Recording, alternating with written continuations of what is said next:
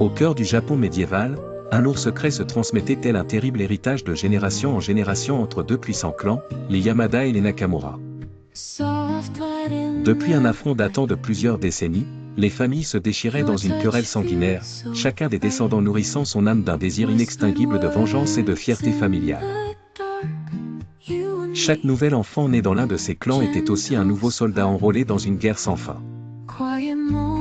Hideki Yamada, jeune samouraï au regard tendre et au cœur trop noble pour embrasser pleinement la haine héritée, écoutait depuis son enfance les récits des exploits guerriers de ses ancêtres.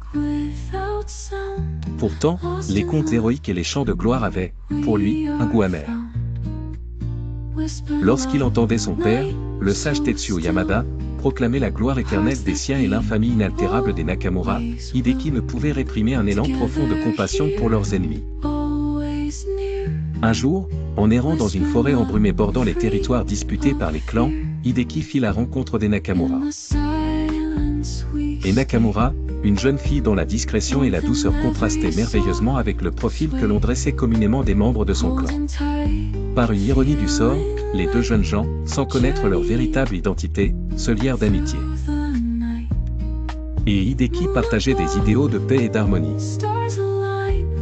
Ils s'interrogeaient souvent sur la nécessité de cette vendetta qui, de leur point de vue, emprisonnait leurs proches dans des chaînes d'un autre temps.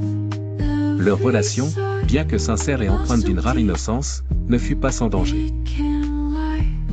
Les autres membres des clans découvrant leur entreprise de rapprochement se mirent bientôt à soupçonner une trahison. La méfiance s'intensifia des deux côtés, poussée par le vent corrosif de siècles de haine réciproque. Et Hideki savait que s'il désirait un avenir exempt de tourments, il devait prendre un risque immense pour rompre ce cercle infernal.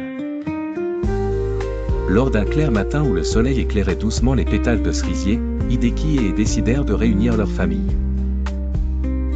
Ils se réunirent auprès d'un vieux sanctuaire, lieu symbolique chargé de l'énergie de leurs ancêtres, pour prononcer un discours unique.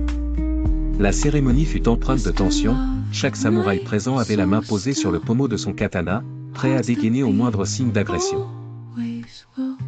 Hideki, son courage forgé par sa détermination, s'avança vers le centre du sanctuaire. Et, à ses côtés, joignit sa voix à la sienne. « Nous sommes la jeunesse de nos clans », proclamèrent-ils.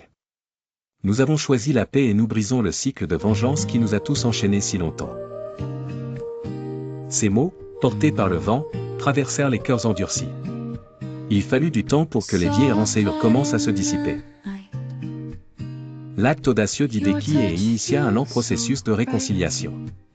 Ainsi, grâce au courage et à la vision de deux jeunes âmes, le cycle vicieux de la vengeance qui régnait depuis des lustres fut enfin brisé, apportant une nouvelle ère de paix aux deux clans.